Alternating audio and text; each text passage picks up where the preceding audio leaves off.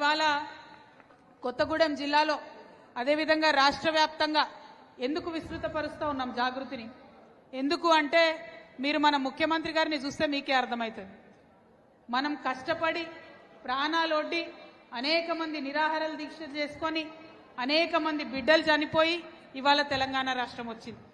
వచ్చినటువంటి రాష్ట్రానికి ముఖ్యమంత్రిగా ఉన్నటువంటి వ్యక్తి కనీసం జై తెలంగాణ అని అనలేనటువంటి పరిస్థితి ఇవాళ మన రాష్ట్రంలో ఉన్నది.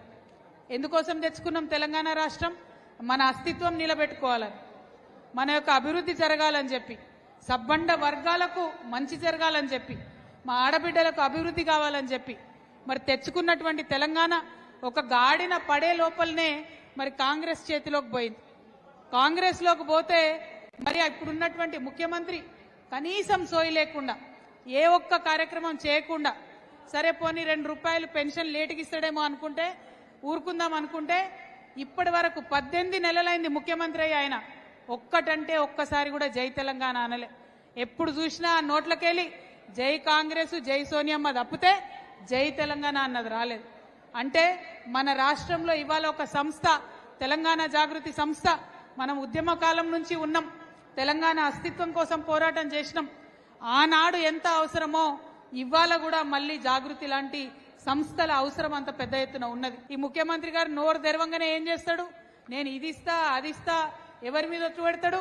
ఇగో మన పాల్వంచ పెద్దమ్మ మీద ఒట్టు, మన ఇంకొక భద్రాచలం రాముడి మీద ఒట్టు, ప్రతి దేవుడు ఎక్కడ దేవుడు కనబడితే అక్కడ ఒట్టు పెట్టిండి తప్పితే సంపూర్ణ రుణమాఫీ ఇంతవరకు కాలేదు. అందరికి కూడా తెలుసు మనకది ఎక్కడ జరిగింది. 60% అయితే మహా ఎక్కువ.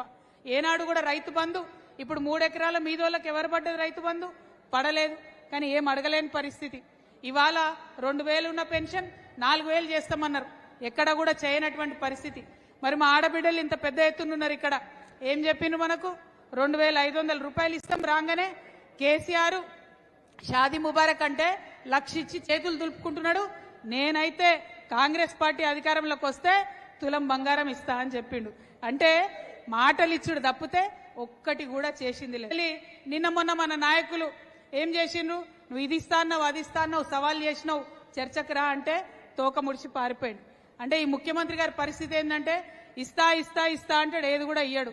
వస్తా వస్తా చర్చకు అంటాడు, రాకుండానే వారిపోతాడు. మరి ఇటువంటి ముఖ్యమంత్రి ఉన్నటువంటి సందర్భంలో మళ్ళా ఒకసారి ఎట్లా అయితే తెలంగాణ ఉద్యమంలో మనందరం పిడికిలెత్తి మన హక్కుల కోసం పోరాడినమో, మన వనరుల కోసం పోరాడినమో, మన యొక్క అస్తిత్వం కోసం పోరాడినమో మళ్ళీ పోరాటం చేయాల్సినటువంటి సందర్భం వచ్చింది. అందుకే జాగృతి ఇవాళ కొత్తగూడెంలో మరి కొత్త శక్తిని సంతరించుకుంటుందని నేను మనస్ఫూర్తిగా భావిస్తా ఉన్నాను. భద్రాచలం రాములవారి గుడి చుట్టుపక్కల ఒక 5 గ్రామాలు ఉంటాయి. ఆ 5 గ్రామాలు భయంకరమైన పరిస్థితులలో ఉన్నాయి. ఆ 5 గ్రామాలు ఇప్పుడు ఆంధ్రాలో ఉన్నాయి.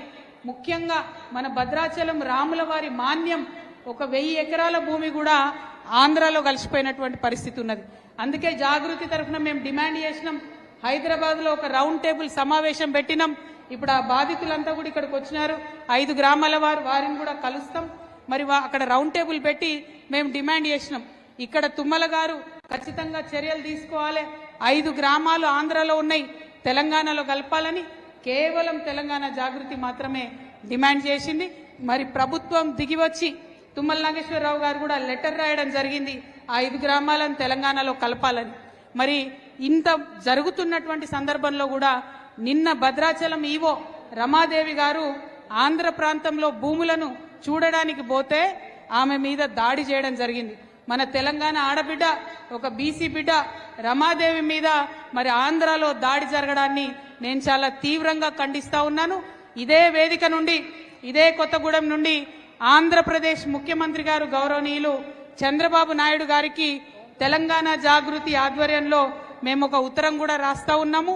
అయ్యా, మీ దగ్గర ఉన్నటువంటి 5 గ్రామాలు, అందులో మా రాములవారి మాన్యాలు కూడా ఉన్నాయి, వాటిని తక్షణమే తెలంగాణకి ఇవ్వాలని చెప్పి చంద్రబాబు గారిని మేము డిమాండ్ చేస్తూ ఇక్కడ నుండి ఒక ఉత్తరం కూడా చంద్రబాబు నాయుడు గారికి పంపబోతా ఉన్నాం.